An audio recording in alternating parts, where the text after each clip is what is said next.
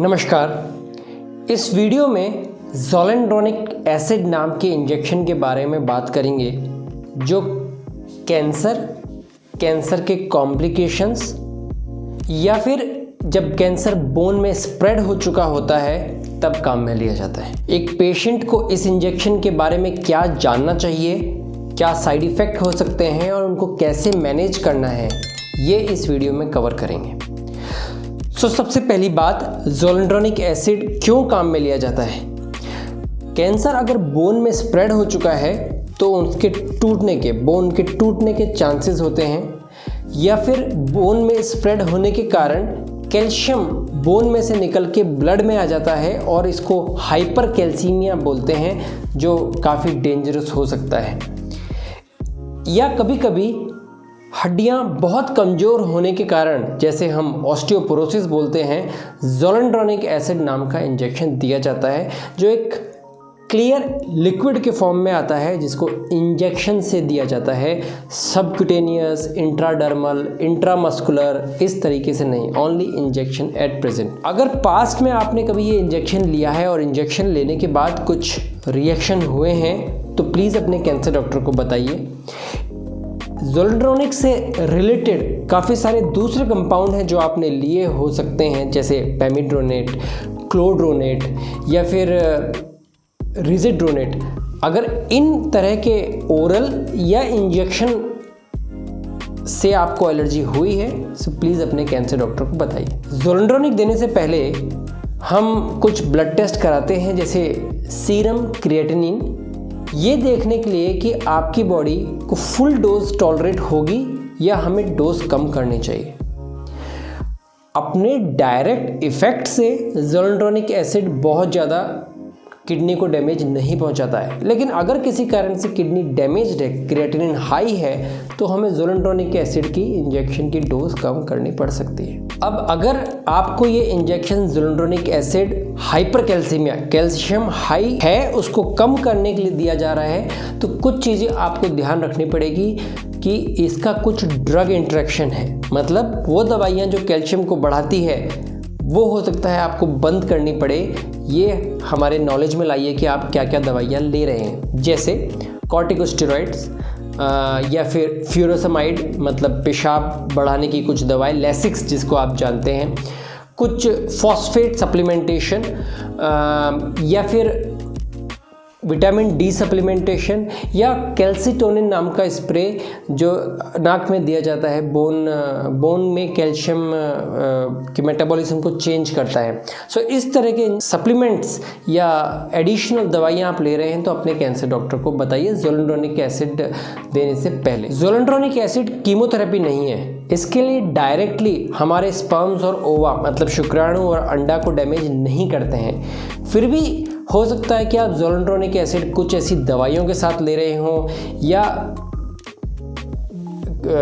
कुछ effect birth पे, next generation पे आ जाए, इसलिए बेस्ट ये है कि ज़ोलेंड्रोनिक इंजेक्शन लेते हुए बर्थ अवॉइड करें, बर्थ कंट्रोल प्रैक्टिस करें। आप हार्मोनल, अगर आपको अलाउड है तो हार्मोनल पिल्स लेकर या बैरियर मेथड लाइक कॉन्डम या डायफ्राम लेकर बर्थ कंट्रोल प्रैक्टिस कर सकते हैं। अब बात करें अगर ज़ोलेंड्रोनिक एसिड के स्पेसिफिक साइड इफ़ेक्ट्स और उनके मैनेजमेंट के, तो कुछ साइड इफ़ेक्ट्स इमीडिएटली होते हैं, जैसे एलर्जिक रिएक्शन। आप इंजेक्शन ले रहे हैं, इंजेक्शन 100 ml में डाइल्यूट करके लगा रहे हैं और आपको कुछ रिएक्शंस आ सकते हैं, जैसे सांस लेने में तकलीफ, एकदम से चेहरा लाल हो जाए, खुजली होने लगे, रैश होने लगे, या चक्कर आने लग जाए, या होंठ सूज जाए। इस तरह के साइड इफ़ेक्ट्स को हम एलर्जिक रिएक्शंस कहते हैं। यूजुअली ये साइड इफ़ेक्ट्स इमीडिएटली होते हैं, इसके लिए हम ये इंजेक्शन देते हैं आपको कीमोथेरेपी डे केयर में, जहाँ पे हमारा ट्रेंड स्टाफ होता है, एक क्रैश ट्रॉली होती है, इमरजेंसी ड्रग्स होती हैं। इसके अलावा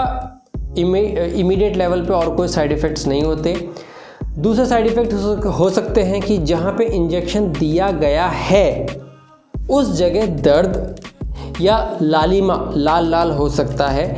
इस सिचुएशन के अंदर आप कोल्ड कंप्रेसेस, अगर आपको अलाउड है, जैसे ऑक्सैलिप्लेटिन कीमोथेरेपी के साथ नहीं अलाउड है, अदरवाइज अलाउड है, तो आप उस जगह कोल्ड प्रेसेस लगाकर आराम पा सकते हैं। अगर बहुत ज़्यादा दर्द है तो कोई पेन किलर्स लाइक पैरासीटामोल लेकर दर्द कम किया जा सकता है। थर्ड चीज़, जो लोग बहुत डरते हैं कि नोज़िया वॉमिटिंग कीमोथेरेपी के साथ होती है, ज़ोलुंडोनिक एसिड के साथ वो नहीं होती है, इसके लिए वो आप चिंता ना करिए।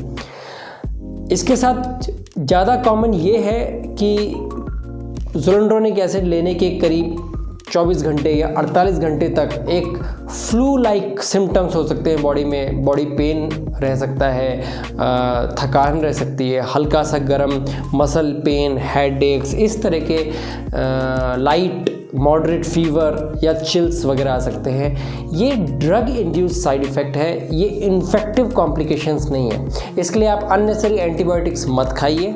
अगर आपको बहुत तकलीफ है तो सिम्टोमेटिक तौर पे पैरासीटामोल जैसे सिनारेस्ट या क्रोसिन वगैरह आप लेकर आराम पा सकते हैं। अब पांचवा specific side effects of zoledronic acid है, वो है ऑस्टियोनेक्रोसिस ऑफ जॉ, जो अक्सर इस जगह होता है और यूजुअली तब होता है जब आप ज़ोलुंडोनिक एसिड लेने के 1 महीने या 2 महीने के अंदर कोई ऐसा डेंटल प्रोसीजर कराएं जहाँ बोन टच होती है, जैसे इम्प्लांट। अगर आप कोई सुपरफिशियल डेंटल ट्रीटमेंट कर रहे हैं जैसे कैप प्लेसमेंट या स्केलिंग, कोई रिस्क नहीं है। अब ये ऑस्टियोनेक्रोसिस ऑफ जॉ अगर आप गूगल पे सर्च करें तो बहुत ज़्यादा इलेबोरेट दिया जाता है। मेरे पाठशाला वीडियो में मैंने और डिटेल में कवर किया है कि ये साइड इफ़ेक्ट केवल 1 या 2% लोगों में होता है और अगर होता है तो इसको सर्जिकली हम मैनेज कर सकते हैं, लेकिन बेस्ट है अवॉइड करें।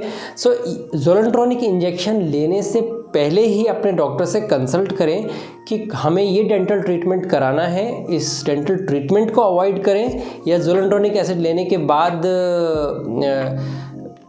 हम ये डेंटल ट्रीटमेंट कुछ महीने बाद करा सकते हैं क्या। ये मेन साइड इफ़ेक्ट्स के अलावा कुछ सिम्टोमेटिक साइड इफ़ेक्ट्स हो सकते हैं, जैसे किसी पेशेंट को हो सकता है थोड़ा बहुत डायरिया या कॉन्स्टिपेशन, थकान, इस तरह के साइड इफ़ेक्ट्स हों जो बहुत ही ट्रांजिएंट होते हैं, 1 या 2 दिन में अपने आप ख़त्म हो जाते हैं। अगर बहुत तकलीफ़ है, बहुत ज़्यादा लूज मोशन, बहुत ज़्यादा कॉन्स्टिपेशन या थकान है तो सिम्टोमेटिक तौर पे मैनेज करना, जैसे डाइटरी चेंजेस लेना या डायरिया के लिए anti motility agent like loperamide या कॉन्स्टिपेशन के लिए लैक्सेटिव लाइक लैक्टुलोज सिरप, थकान के लिए कोएंजाइम क्यू या अपने लाइफस्टाइल में चेंज लाना, जैसे अगर आप बहुत थके हुए हैं तो उस वक्त अपने ज़रूरी काम ना करके अपने पीक एनर्जी के टाइम पे वो काम करें। ये इस तरह के सिम्टोमेटिक मैनेजमेंट मैंने अपने सपोर्टिव केयर में के कोर्स में बहुत डिटेल में कवर किए हैं, प्लीज़ वहाँ पे देखिए। अब ज़ोलुंडोनिक एसिड लेते वक्त क्या इमरजेंसी के अंदर आपको हॉस्पिटल इमरजेंसी लेवल पे आना चाहिए। सो जैसा कि मैंने बताया कि ज़ोलुंडोनिक एसिड कैल्शियम हाई होने के लिए दिया जाता है, तो कभी कभी कैल्शियम बहुत कम हो जाता है। कैल्शियम जब बहुत कम हो जाता है तो पेशेंट कई बार स्पाज्म, जिसको हम टिटनी भी बोलते हैं, इस तरह के हाथ में बाइंठे वगैरह आने शुरू हो जाते हैं, हाथों में टिंगलिंग नमनेस शुरू हो जाती है, क्रैम्प्स आ सकते हैं, कन्फ्यूजन हो सकता है, और अगर बहुत ज़्यादा हाई कैल्शियम कम है तो हार्ट के रिदम, इसके अंदर भी प्रॉब्लम आ सकती है। सो ये सब सिचुएशन में आपको डेफिनेटली हॉस्पिटल इमरजेंसी लेवल पे आना है, क्योंकि calcium metabolism is important. Emergency level पे कैल्शियम हम चेक करके उसका करेक्शन कर सकते हैं। इसके अलावा कोई ऐसे life threatening emergency side effect zoledronic acid के नहीं होते। मैंने ऊपर कवर किया ही है कि एलर्जिक रिएक्शन जो इंजेक्शन के वक्त हो सकते हैं वो हम मैनेज करते हैं हमारे डे केयर में, बाद में कुछ घंटे के बाद ये एलर्जिक रिएक्शंस नहीं आते हैं। सो आशा है इस वीडियो से आपको नॉलेज मिली होगी ज़ोलुंडोनिक एसिड लेते वक्त क्या साइड इफ़ेक्ट हो सकते हैं, उसका मैनेजमेंट कैसे करना है। अगर आप खुद या आप किसी ऐसे पेशेंट को जानते हैं जो इस तरह के इंजेक्शन ले रहा है या उनके साइड इफ़ेक्ट से जूझ रहा है, प्लीज़ ये वीडियो शेयर करिए। अगर आपको हमारा कंटेंट अच्छा लगा, हमारे चैनल को सब्सक्राइब करिए। आप और डिटेल में ज़ोलुंडोनिक एसिड या सिमिलर कीमोथेरेपी के डिटेल्स आप जानना चाहते हैं तो हमारे पाठशाला प्रोग्राम में एनरोल करिए। सी यू देयर। नमस्कार।